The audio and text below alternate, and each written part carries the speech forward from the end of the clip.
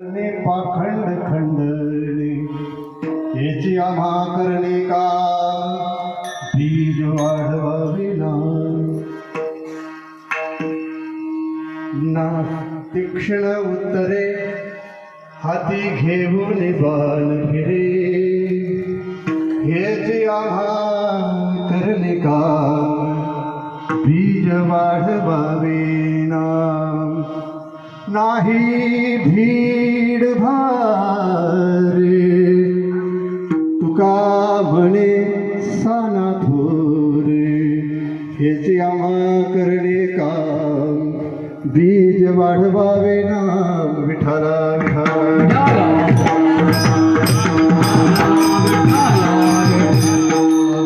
संचरण सरोजम सांद्र नीलापगाभम जगन्निहित पाणी मंडनं मंडनानं तरुण तुलसी माला कंधरं कंजुनेत्रं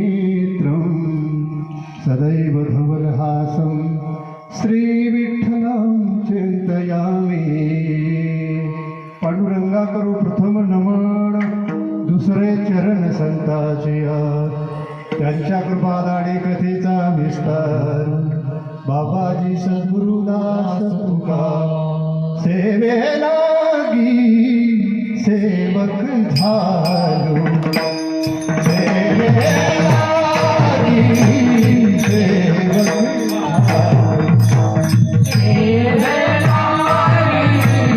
सेवक झालो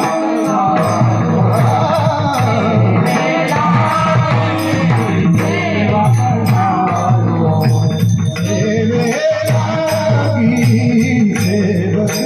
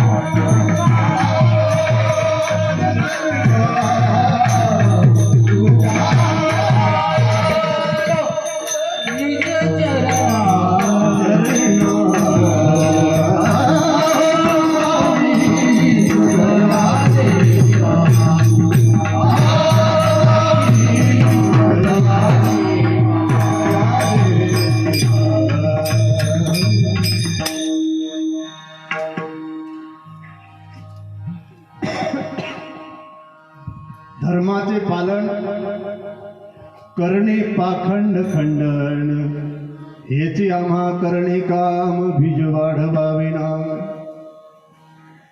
तीक्ष्ण उत्तरे हाती घेऊन बाण फिरे हेचे आम्हा करणे काम बीज वाढवाविना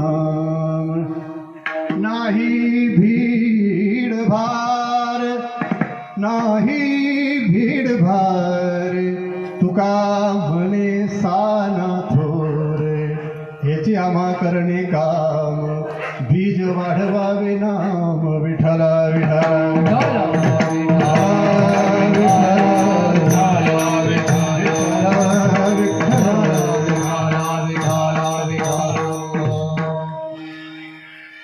धर्माचे पालन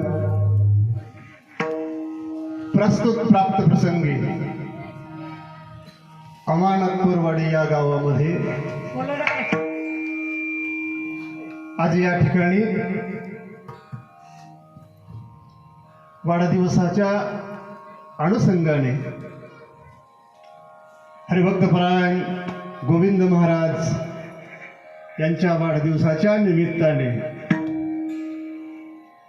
हरिभक्तपरायण बैनाडीताई यांनी ठेवलेला हा कार्यक्रम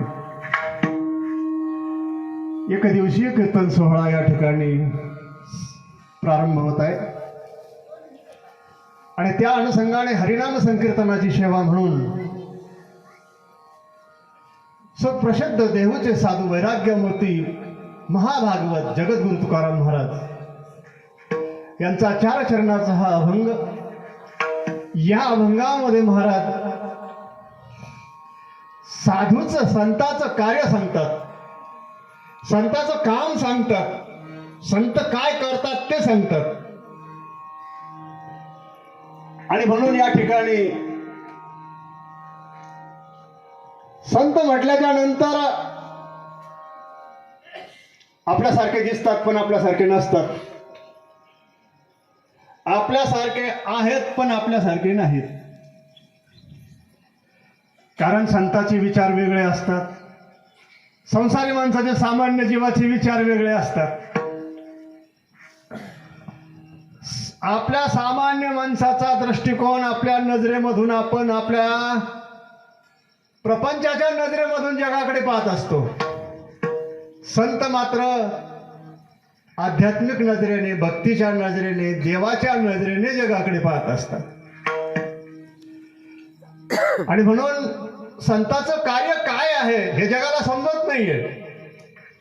संताचं कार्य जगाला समजण्याकरिता या अभंगामध्ये महाराज सांगतात की आमचं काय काम आहे. आणि या ठिकाणी संताचं प्रयोजन काय आहे.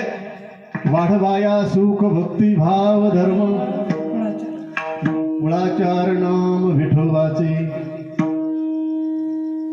कारण या ठिकाणी संत भक्ती वाढवण्याकरता येतात, प्रेम वाढवण्याकरता येतात, समाजामध्ये सुख आणि शांतता ही प्रस्थापित करण्याकरता संत येत असतात. वाढदिवसाच्या अनुषंगाने हरिनाम संकीर्तन आहे म्हणून वाढदिवस हा जो विषय आहे हा या ठिकाणी आपल्या संस्कृतीचा अविभाज्य भाग आहे. 16 संस्कारापैकी एक संस्कार आहे. आपल्या संस्कृतीमध्ये 16 संस्कार मुख्य सांगितलेले आहेत. त्यामध्ये वृद्धी हा एक संस्कार आहे. गर्भाधान कुसंवन या संस्कारापासून सुरुवात होते. गर्भापासून ते थेट शेवटपर्यंत संस्कार आहेत. आणि मग संस्कार या ठिकाणी आहेत. वाढदिवस करण्याने काय होतं तर वाढदिवस केल्याने ज्ञानाची वृद्धी होते, विचाराची वृद्धी होते आणि आपल्या मनात असलेल्या अमंगलाचा नाश होऊन पवित्र अशा सुविचाराची वाढ होते. विठ्ठला विठ्ठला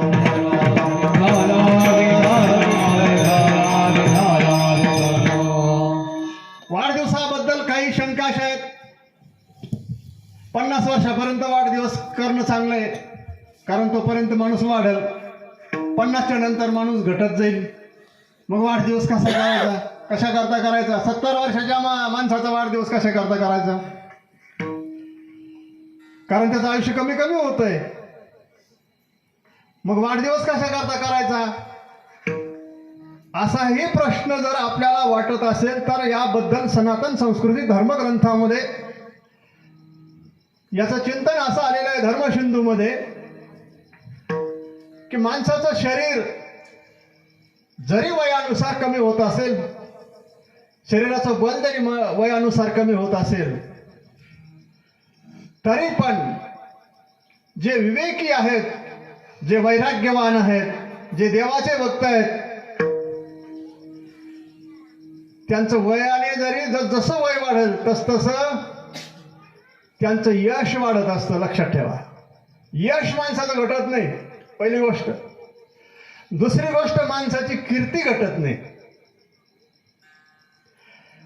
साधू संत जाऊन 700-800 वर्ष झाले तरी त्यांची कीर्ती, वैष्णवांची कीर्ती गायली पुराणी. आजही साधू संतांची कीर्ती आहे.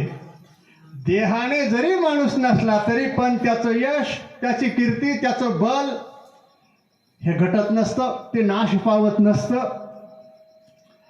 आणि त्या उत्सवाच्या माध्यमातून जगाला बोध होत असतो. आणि जगाला बोध झाल्याच्या नंतर जग या ठिकाणी त्या निमित्ताने परमार्थाचा लाभ घेत असतं. त्या ठिकाणी भजनाचा लाभ घेतं, कीर्तनाचा लाभ घेतं. म्हणून संतांच्या जयंत्या आहेत, पुण्यतिथ्या आहेत. आपल्या हिंदू संस्कृतीमध्ये उत्सवाला महत्व आहे. समाजामध्ये एकत्र असावं, समाजामध्ये सुख शांती असावी, समाजामध्ये समाधान असावं, एकमेकाच्या विचाराचं आदान प्रदान म्हणजे देणं घेणं असावं. याकरिता हे उत्सव आहेत. नामकरण ज्याला आपण म्हणतो, नाव ठेवण्याचा सोहळा आहे, गर्भाधान सोहळा आहे, वाढदिवसाचा सोहळा आहे, विवाह सोहळा आहे. हे सोहळे करायचं कारण काय? तर या निमित्ताने समाजामध्ये एकमेकाचं प्रेम, एकमेकाचे विचार, एकमेकाची भेट आणि एकमेकाच्या स्नेहाची वाढ होत असते. म्हणून हे करावं लागतं. कारण माणसामध्ये आणि पशुमध्ये फरक आहे. पशुला काही करता येत नाही, पशुला काही संस्कार नाही, म्हणून ते पशु आहेत. माणसाला मात्र सर्व काही आहे. बुद्धी आहे, ज्ञान आहे, विचार आहे, विवेक आहे, वैराग्य आहे, जप आहे, तप आहे, सगळं काही साधन आहे. नवे नवे नरदेहाची या साधने सच्चिदानंद पदवी घेणे. एवढा अधिकार कृपा अवलोकने नारायणे विधलासे. हो, म्हणून एवढा अधिकार माणसाला प्राप्त होतो. मनुष्य देहामध्ये येऊन माणसाला मुक्त होता येतं. मनुष्य देहामध्ये येऊन माणसाला ब्रह्मदेव होता येतं. मनुष्य देहामध्ये येऊन माणसाला सायुज्य मुक्ती प्राप्त करता येते. मनुष्य देहामध्ये येऊन माणसाला स्वर्गामध्ये इंद्र होता येतं. विठ्ठल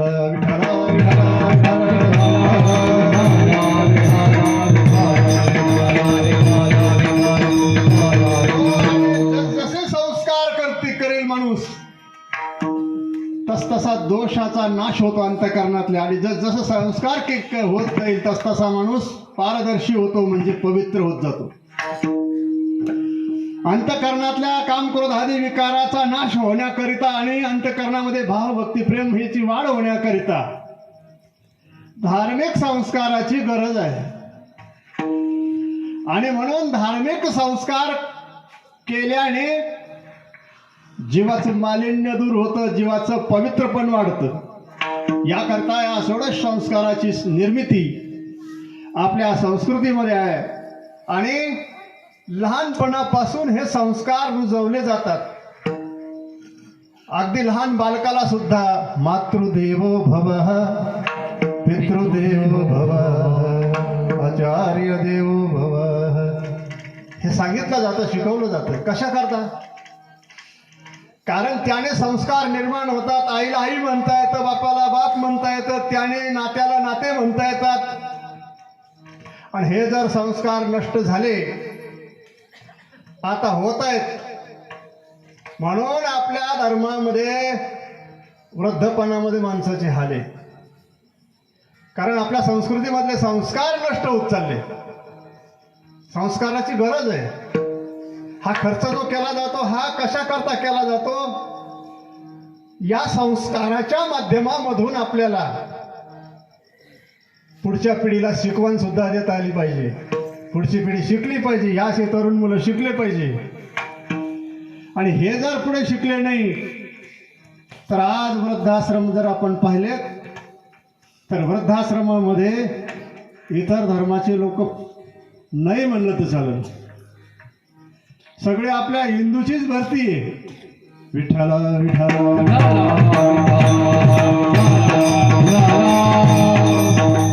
काय कारण आहे? तर याचं कारण हे पूर्वीचे संस्कार नष्ट होत चालले. पूर्वीच्या संस्कारामध्ये आपल्याला शिकवण होती, वडिलाच्या पाया पडा, आईच्या पाया पडा. संक्रांत आता पुढे येऊ लागलेली आहे. कशा करता एकमेकाचं वडील माणसाचं दर्शन घेणं? तर याच्यामध्ये प्रेम निर्माण व्हावं. समजा यांचं माझं काही भांडण झालं असेल, मग संक्रांतीच्या माध्यमातून आपण तिळगुळ घेऊन जर गेलो आणि समजा यांच्या पाया पडलो, त्यांच्या मनातला मन नाहीसा होतो, प्रेम निर्माण होतं. अंतःकरणातले मल, अंतःकरणातले दोष कमी व्हावे याकरिता हे सण आपल्यामध्ये लावून दिलेले आहेत. तीळ गुळ घ्या, गोड बोला. म्हणजे मागं जर एखाद्या वेळेस माणूस प्रपंचामध्ये कारणवश एखाद्याला वाईट बोलू शकतो, बोलतो, पण ते विसरलं पाहिजे, ते लावून नाही धरलं पाहिजे. मग त्याकरिता म्हणून हे सण आहेत, हे उत्सव आहेत आणि हे वाढदिवस आहेत. आज गोविंद महाराज यांचा वाढदिवस आहे, आज माझाही वाढदिवस आहे. माझी जन्मतारीख तुम्हाला सांगू का? पौष महिना होता आणि खूप आप बळालं होतं आणि मामा न्यायला आले होते आणि मग आई म्हणे मी मामा संग गेले आणि दुसऱ्या दिवशी तुझा जन्म झाला.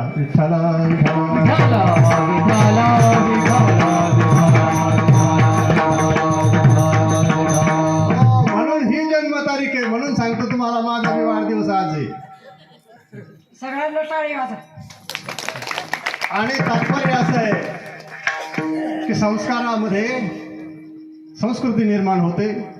मनुष्य जीवनाचं उपकृतपणा या संस्काराने होतो. कारण नृदेह माध्यम न पुनः पुनः, नरदेह पुन्हा नाही. पुनरपि ग्रहम पुनरपि भार्या पुनरपि सुतम नरदेहम न पुनः पुनः. पुन्हा हा नरदेह प्राप्त होत नाही, म्हणून संस्काराने याला सजवलेलं आहे. आणि म्हणून हा विशेष असा नरदेह आहे. आणि या संस्कारामध्ये, आपल्या संस्कृतीमध्ये आपण जे काही आहोत, आपल्यामध्ये नवचैतन्य निर्माण करण्याचं काम साधू संतांनी केलं. आपल्यामध्ये संस्कार रुजवण्याचं काम संतांनी केलं. आणि जीवन सुखकर व्हावं, मोक्ष प्राप्त व्हावा यासाठी धर्म हा देवाने निर्माण केला.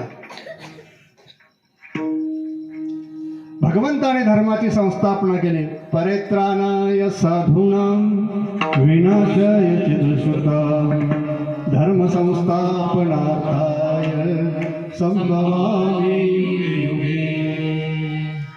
स्थापना भगवंतांनी केली. धर्माचं रक्षण शूरवीरांनी केलं. नीट लक्षपूर्वक ऐका. धर्माचं रक्षण करणारे, धर्मासाठी प्राण देणारे, नैने प्राण दिला, धर्मासाठी जागृती ठेवणारे छत्रपती संभाजी महाराज, छत्रपती शिवाजी महाराज, महाराणा प्रताप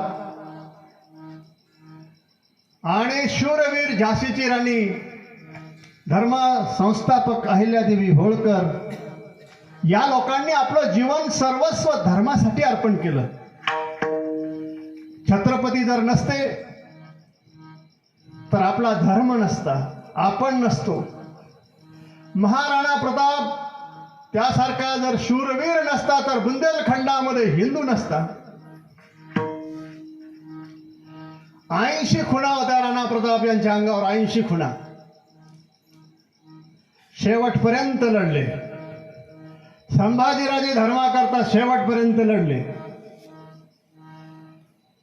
आपण या ठिकाणी हा इतिहास नुसता बघायचा नाहीये, तर आपण संस्कृती टिकवण्याकरता काय करतो हे पाहिलं पाहिजे. धर्म टिकवण्याकरता आपण काय करायला पाहिजे याचा विचार आपण केला पाहिजे. की आपल्या पूर्वजांनी धर्माकरता प्राण दिले, आपण निदान धर्माचं रक्षण तरी केलं पाहिजे. संत म्हणतात की ज्यांनी धर्माचं रक्षण केलं, देवाने धर्म निर्माण केला. संत म्हणतात आम्ही धर्म निर्माण केला नाही, आम्ही धर्माचं रक्षणही करणार नाही, परंतु आम्ही जे काही करतो ते अभंगाच्या पहिल्या चरणामध्ये महाराज म्हणतात, हा धर्माचे पालन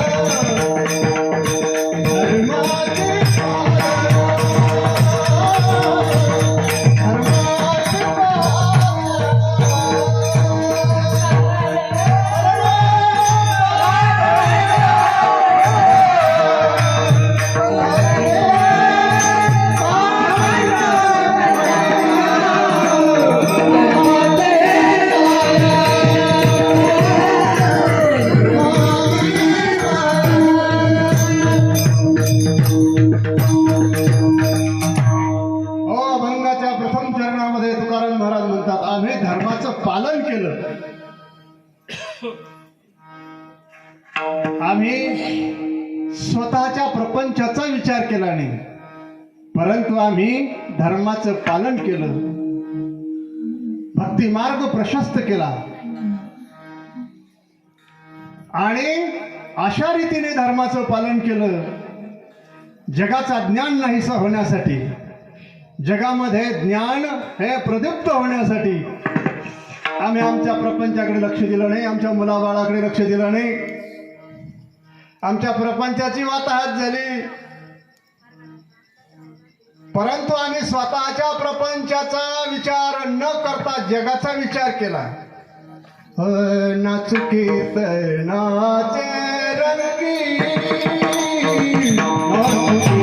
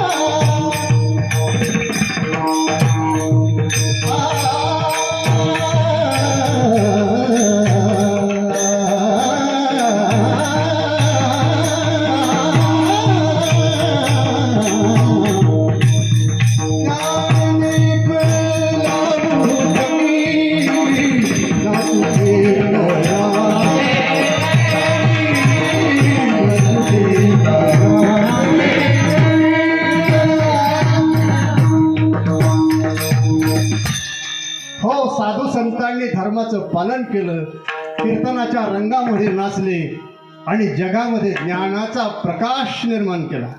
नाचू कीर्तनाचे रंगी ज्ञान दीप लावू जगी. म्हणून महाराज म्हणतायत धर्माचे पालन, आम्ही धर्माचं पालन केलं. धर्मासाठी आम्ही स्वतःच्या सर्वस्वाचा या ठिकाणी त्याग केला आणि जगामध्ये आम्ही भक्तिभाव निर्माण केला, भक्तिप्रेम निर्माण केलं. सर्व समाजाला एकत्र संतांनी केलं. संत नसते तर आज पंढरपूरला 8 लाख, 10 लाख, 15 लाख, आळंदीच्या वारीला कोटीनं लोक, संपूर्ण विश्वामध्ये एवढा समुदाय एकत्रित करणारं साधन, एवढे लोक गुण्या गोविंदाने मार्गाने चालण्याचं साधन आणि एवढे लोक नाचत चालण्याचं साधन, ही शक्ती संतांमुळे आहे. संत नसते तर कोण कुठे राहिलं असतं, कोणी कोणाच्या प्रपंचात असतं, कोणी कोणाच्या गावात असतं, कोणी कोणाच्या घरात असतं. संत नसते तर कोणी एकत्र नसतं झालं. पण संत आहेत म्हणून संतांनी हा समाज एकत्र केला, संस्कृती टिकवली, भक्तीचं बीज समाजामध्ये वाढवलं आणि संतांनी एवढं निर्माण केलं, वारकरी निर्माण केले. होय होय वारकरी, होय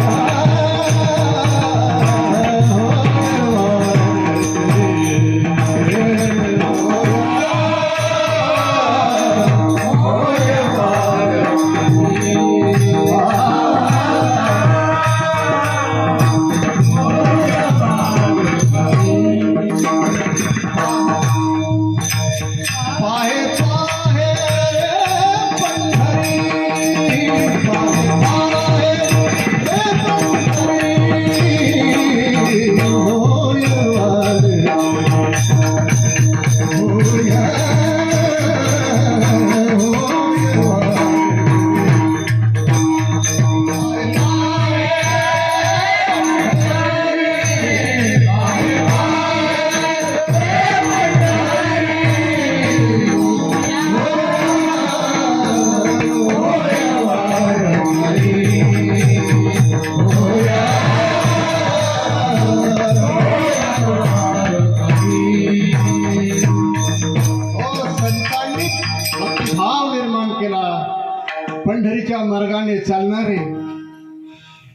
टाळ दिंडी घेऊन चालणारे, नाचणारे, गाणारे, एरवी प्रपंचामध्ये गरीब असणारे, अंगावर वस्त्र नसणारे, थंडी वाऱ्याचा विचार न करता चालणारे हे संतांनी निर्माण केलं.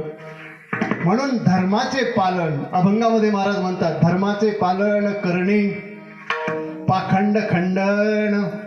हो, आम्ही जे काही केलं ते धर्माचं पालन केलं, धर्माची वाढ केली. धर्मामध्ये असणारं जे काही अनाचार आहे, रूढी आहे, त्याचं खंडन केलं. देवा धर्माच्या नावाखाली लुबाडणाऱ्या लोकांचा संतांनी आपल्या अभंगवाणीमधून उल्लेख केला आणि त्यांना बाजूला केलं की हा भक्ती मार्गामध्ये अनाचार आहे, ही भक्ती नाहीये. भक्तीच्या मार्गामध्ये सामान्य लोकांना लुबाडणं ही भक्ती नाहीये, हे संतांनी शिकवलं. आणि संत या ठिकाणी सांगू लागले की बाबा, धनाकरता परमार्थ नसावा, प्रपंचाकरता धन असावं, गरजेपुरता परमार्थाकरता धन असावं, परंतु भोळ्या भाळ्या गरीब लोकांना लुबाडणं हा परमार्थ नाहीये. उभ्या बाजारात कथा, उभ्या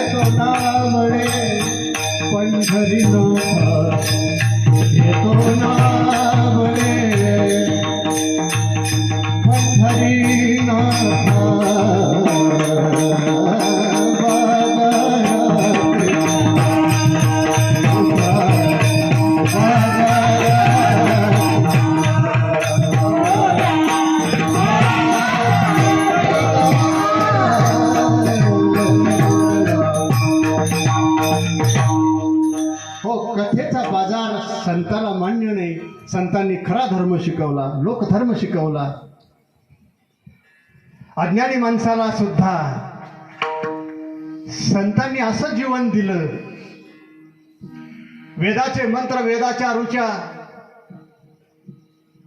सामान्य जगाला कळणं शक्य नाहीये. म्हणून वेदाचा अर्थ प्राकृतवाणीमध्ये आणला. प्राकृतवाणी ही लोकांना समजणं अवघड होईल म्हणून संतांनी सोप्या भाषेत आणि थोड्या शब्दामध्ये हरिपाठाची निर्मिती केली. हरिपाठाच्या माध्यमातून दोन महिला एकत्र झाल्या तरी हरिपाठाच्या माध्यमातून वेदांताचं वाचन होतं. शेतामध्ये असो, बांधावर असो, रस्त्यात असो, कुठेही असो, थोडा जरी वेळ मिळाला तरी लोक आपल्या घरातच मंदिरात घेणारे त्या सोडून, पण ज्यांना मंदिरात शक्य नाही ते सुद्धा हरिमुखे म्हणा, हरिमुखे म्हणा,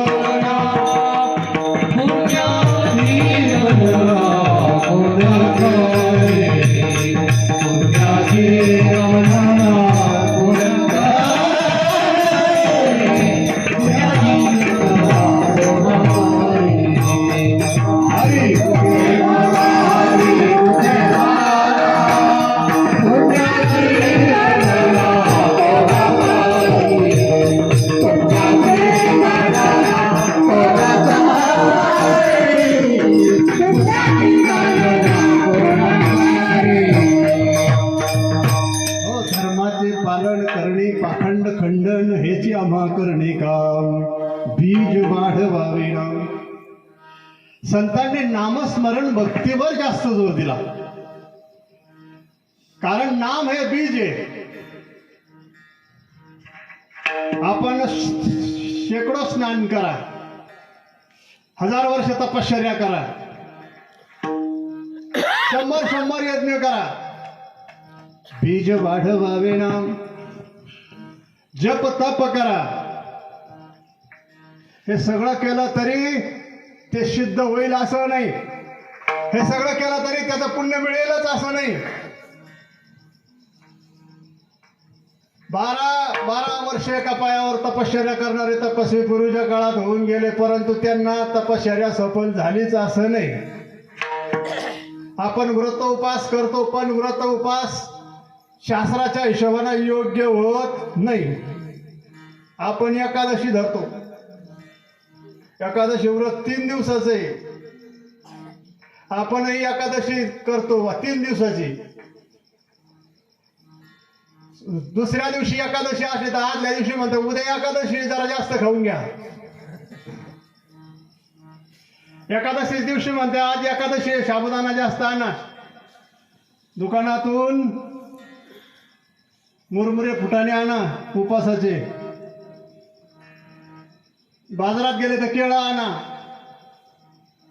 हे झालं एकादशीच्या दिवशी. आणि दुसऱ्या दिवशी आज वरण भात करा, काल उपवास होता.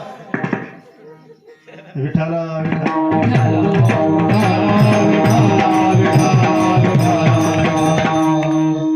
सांगा आपली एकादशी बरोबर आहे का? पूर्वीचे शास्त्रकार एकादशा निराहारस्य एकादशी व्रत सांगितले. एकादशीच्या दिवशी काहीच खायचं नाही. दशमीच्या दिवशी दुपारी भोजन करायचं, रात्री करायचं नाही. द्वादशीच्या दिवशी सकाळी पारणा करायची. हे 3 दिवसाचं व्रत पूर्वीचं आहे. आपलं व्रत याच्यापेक्षा भारी आहे. काहीच वांधा नाही, काही असलं तरी आपल्याला टेन्शन नाही. सांगायचं तात्पर्य असं आहे की व्रत असो, यज्ञ तर या काळात राहिलाच नाही. यज्ञाचा काळ गेला मागच्याच वेळेला. तीर्थ जर पाहिले आपण, आपल्याला असं वाटतं तीर्थाला गेल्यानंतर तीर्थस्नानाने माणसाला पुण्य मिळेल. नाही, चूक समज आहे. भागवतामध्ये स्पष्ट सांगितलं शुकाचार्याने, एवं घोराणी कर्माणी तीर्थसारस्ततो गतः. तीर्थाच्या ठिकाणी जाऊन भयंकर पाप करणारे लोक निर्माण झाले कलियुगामध्ये, म्हणून तीर्थाची शक्ती नाहीशी झाली. तीर्थसारस्ततो गतः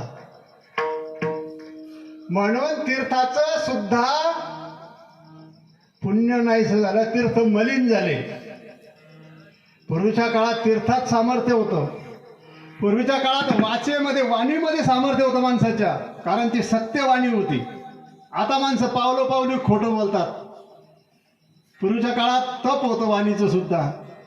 म्हणून संतांनी हा विचार केला की कलियुगामध्ये माणसाला काही शक्य होणार नाही. कलियुगा माझी करावे कीर्तन. म्हणून कलियुगामध्ये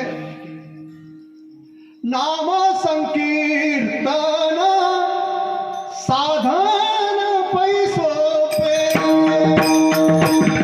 नाम संकीर्तन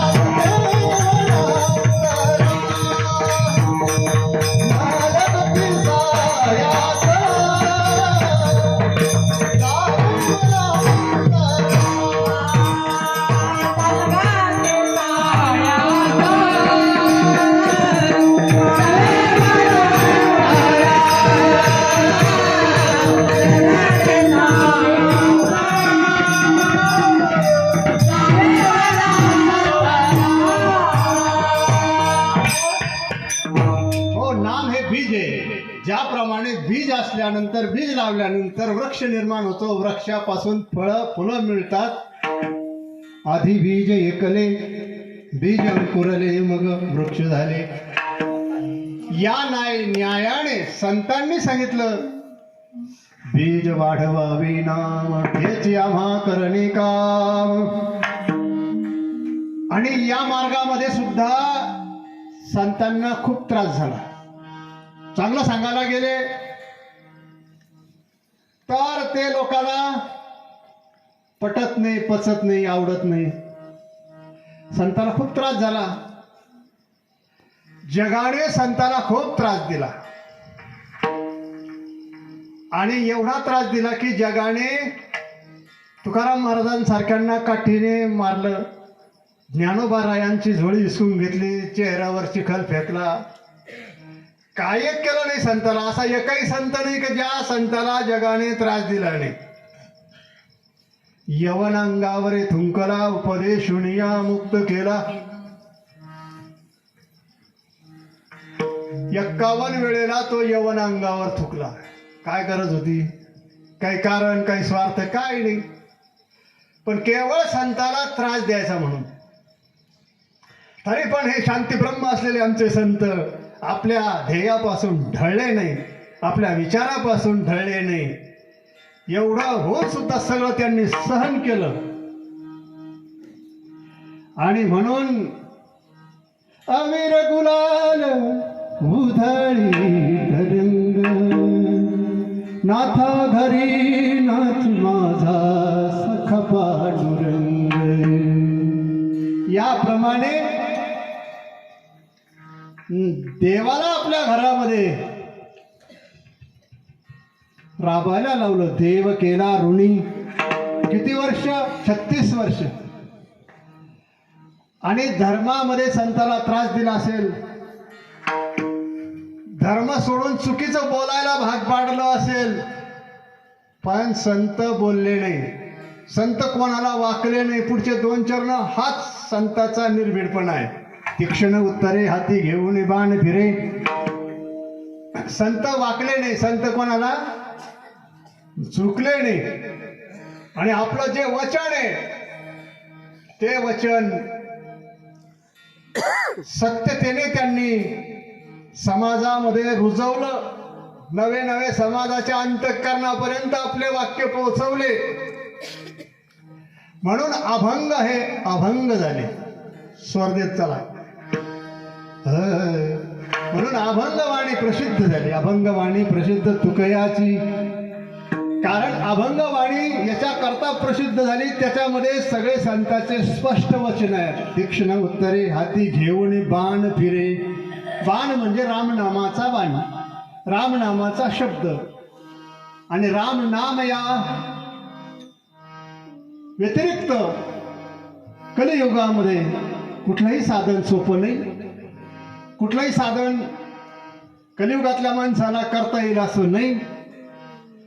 म्हणून हाती घेऊन बाण फिरे, तीक्ष्ण उत्तरे हेच आम्हा करणे काम. बीज वाढवावे. बीज वाढवायचं ते नामाचं वाढवायचं. आणि स्पष्ट वक्ते त्यामध्ये कोणाला दबले नाही. आणि मग महाराज म्हणतात की जगाला आम्ही जे दिलं, ज्याप्रमाणे राजहंस क्षीर आणि नीर म्हणजे दूध आणि पाणी याच्यामधलं पाणी वेगळं करतो आणि दूध जगाला देतो, त्याप्रमाणे आम्ही जगाला केवळ दूध दिलं. ज्याप्रमाणे गाय दिवसभर रानावनामध्ये चरून, रानामध्ये गवत खाऊन, वाळेल पाला खाऊन घरी आल्यानंतर मात्र जगाला दूध देते. नामा म्हणे गाय दूध एक सार. नामा म्हणे गाय दूध एक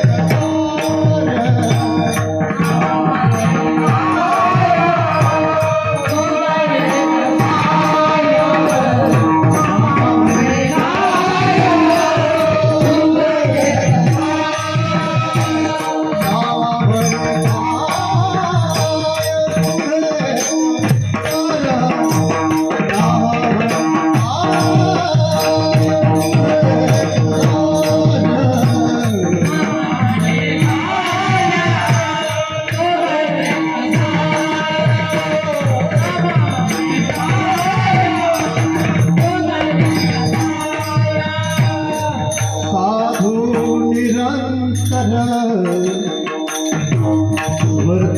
कैसा साधो निरंतर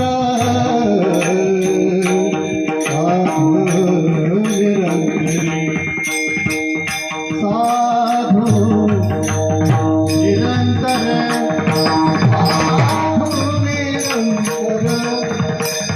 साधो निरंतर वर्ते कैसा नामा भरे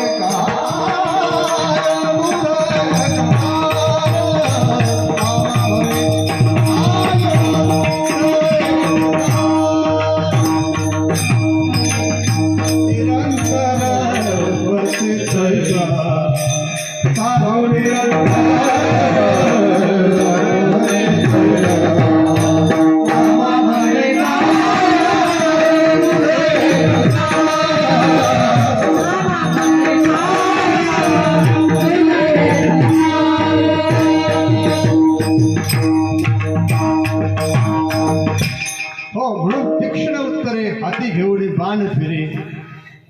संतांनी आपल्या वाणीमधून समाजाला सुधारण्याकरिता कटू शब्द वापरले. जे कळा ते व्यंकटे सांडो तया सत्कर्मे रते वाढो भूता परस्परे कडो. समाजाने एकमेकांमध्ये यावं, समाजाने एकमेकाच्या उपयोगी पडावं, समाजाने एकमेकाच्या सुखदुःखामध्ये सहभागी व्हावं, नव्हे नव्हे समाजाने दुसऱ्याचं दुःख वाटून घ्यावं. याकरिता साधूंनी जगाला भक्तिरूपी दूध दिलं. नामा म्हणे गाय दूध एकसार. आणि त्याकरिता तीक्ष्ण शब्द वापरले. वास्तविक संताचा कोणी द्वेषी नाही.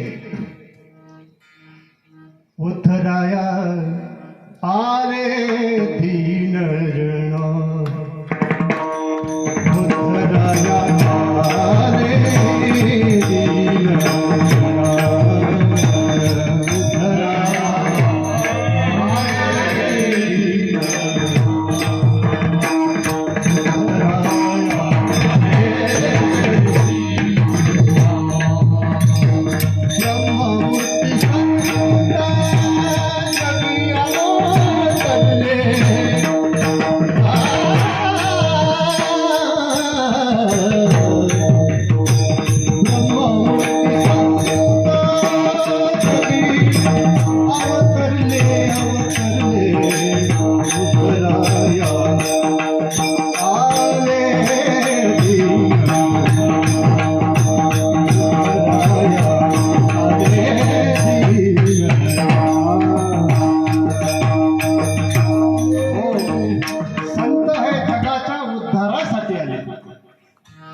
म्हणून जरी तीक्ष्ण शब्द वापरले असतील संतांनी, जगाचं वाईट व्हावं म्हणून वापरले असं नाही, जगाचं कल्याण व्हावं म्हणून वापरले.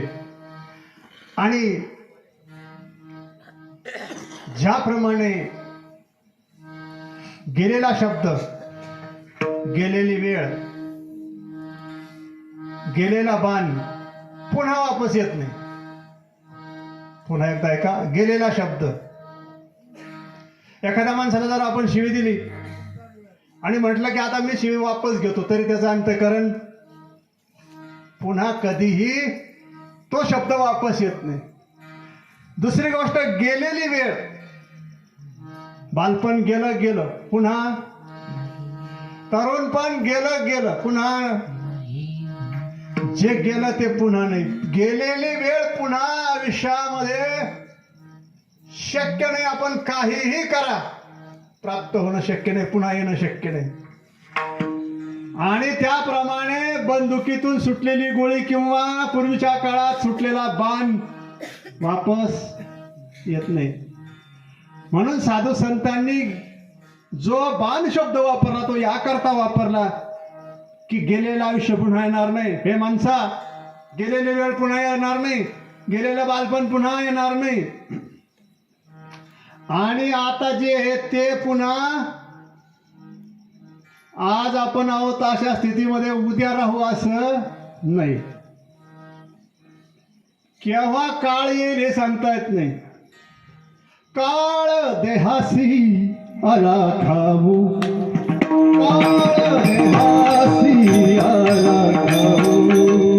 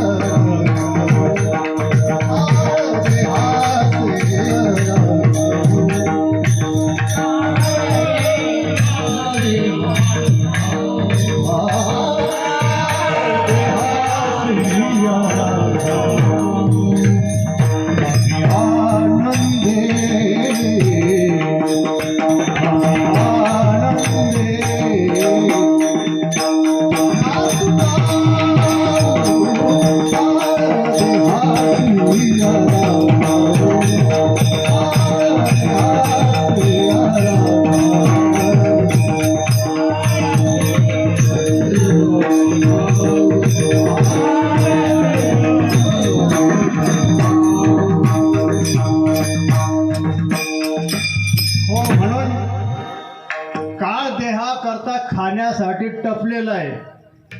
तो कधी खाईल हे सांगता येत नाही. म्हणून या ठिकाणी संतांनी शिकवलं आम्ही त्या देवाच्या भजनाने काळाला त्या ठिकाणी कमीत कमी सुखरूप करू. होय, कमीत कमी तो काळ आम्हाला त्रास देणार नाही. आणि याकरिता तीक्ष्ण उत्तरे हाती घेऊन बाण फिरे. आणि त्याकरिता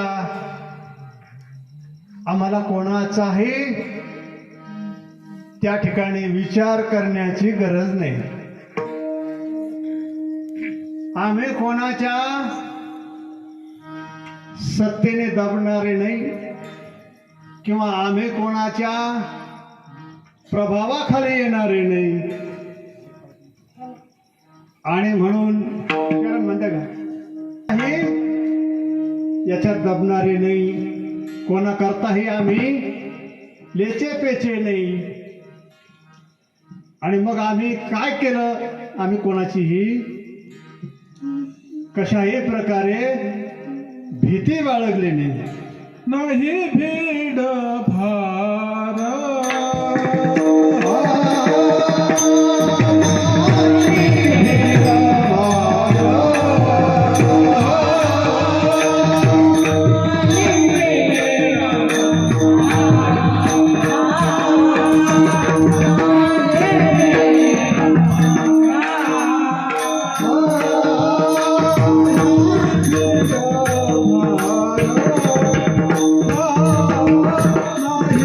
नाही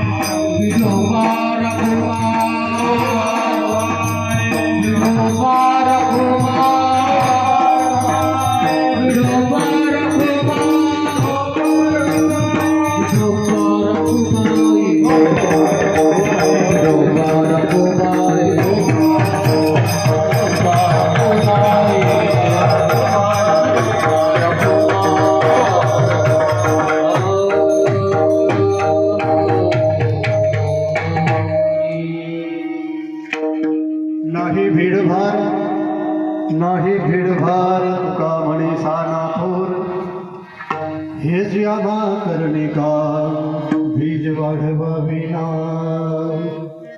पण तुकाराम महाराज शेवटच्या चरणामध्ये अभंगाच्या हे सांगतायत की आम्हाला लहान आणि थोर हा भेद नाही.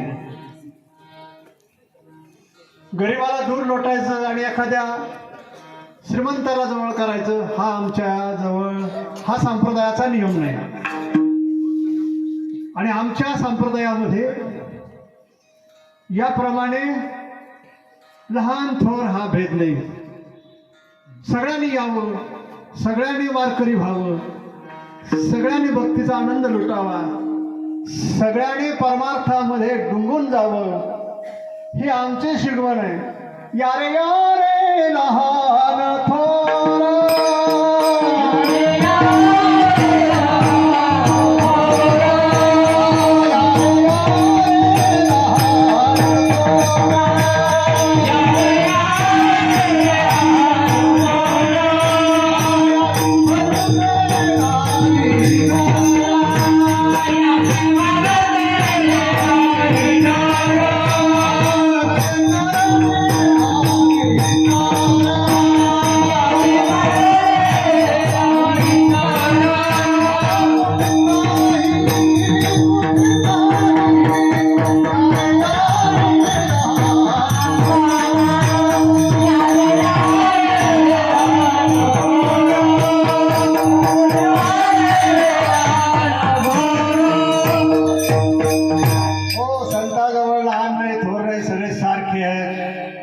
सगळ्याची माऊली संत ज्ञानेश्वर माऊली.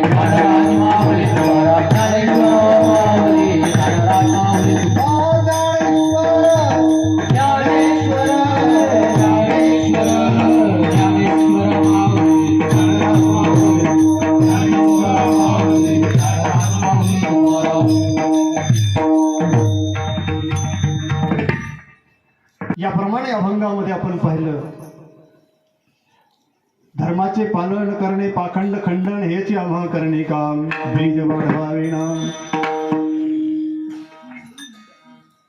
संतांनी नामाचं बीज वाढवलं आणि शेवटचा मुद्दा संतांनी लहान असो थोर असो गरीब असो श्रीमंत असो सर्वांना जवळ केलं.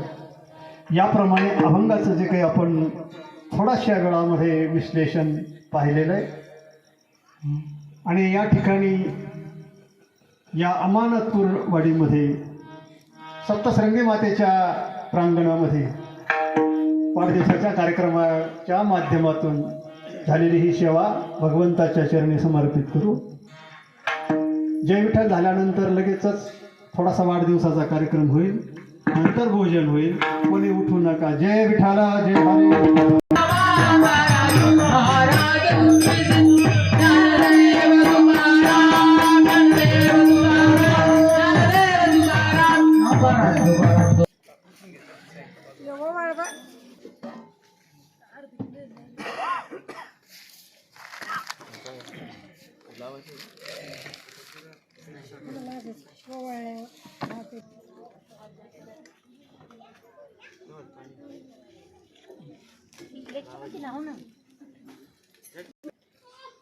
हो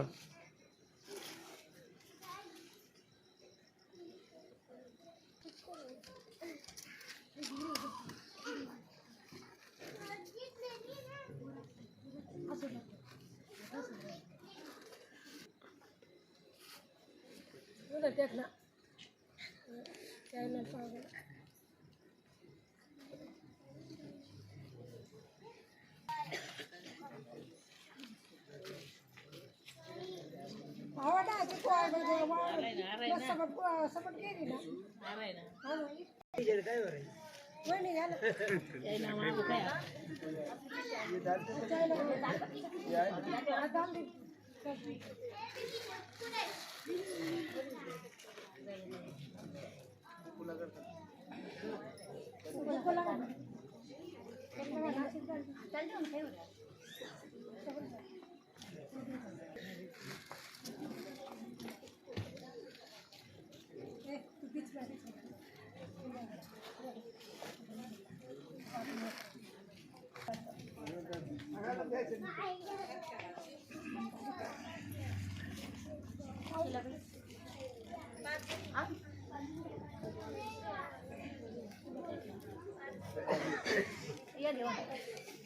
हा ना पण तर हा ना.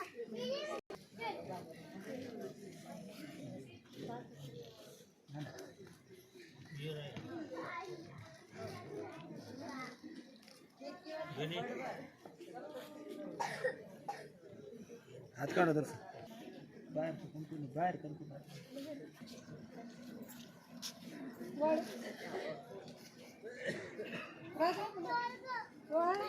राजा वहिनी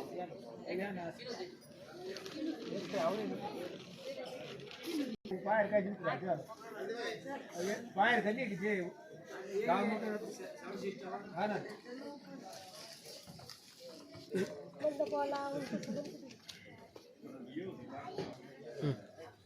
पूजा केली होती ना.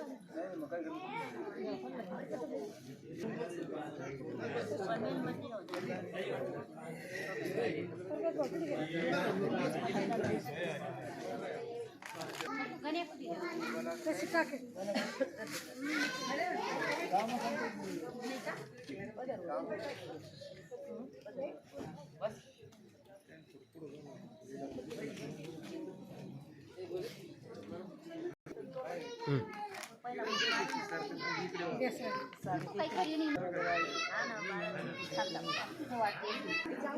हरि ओम तत्सत. आज या ठिकाणी आपण गोविंद महाराज यांचा वाढदिवसाचा म्हणजेच वर्धापन दिनाचा सोहळा या ठिकाणी संपन्न करत आहोत. अकल्प आयुष्य व्हावे तया फळा माझी असं कळा हरीची. कल्पनेची बाधा न हो कोणे काळी संत मंडळी सुखी असू. यांच्या माध्यमातून सर्वांची सेवा हो, सर्व परिसराची गावाची सगळ्यांच्या हिताचा या ठिकाणी उपयोग हो. ही वाढदिवसाच्या निमित्ताने भगवंताच्या जवळ आपण प्रार्थना करू. आमच्या बरोबर आलेले आमच्या परममित्र हरिभक्तपरायण धोंडोपंत महाराज जिथे हे सुद्धा दोन शब्द सांगतात.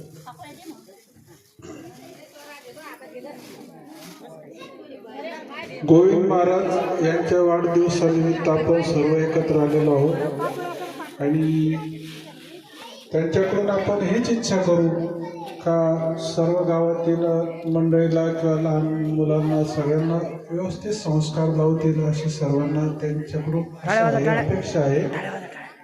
आणि हेच आपण त्यांना विनंती करू आणि त्यांच्याकडून आपल्याला ज्या अपेक्षा आहे त्या आपल्या पूर्ण करतील अशी आपली आशा आहे. एवढं सांगून आणि माझे दोन शब्द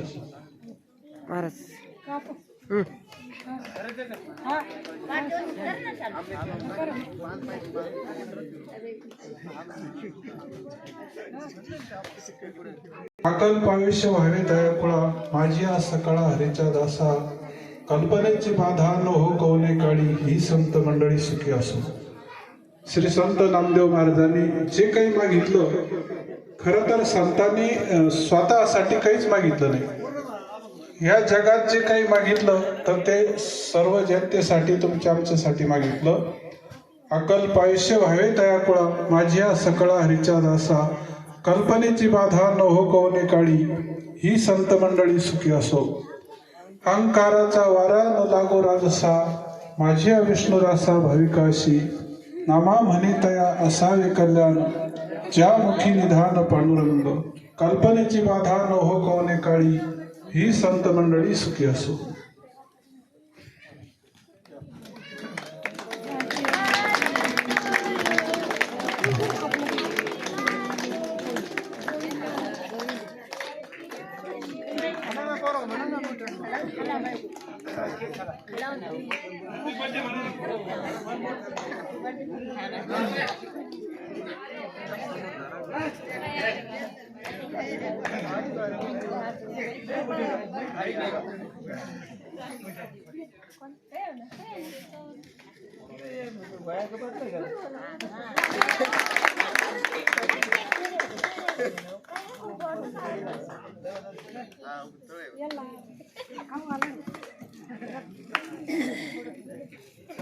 तुम्ही इकून वा.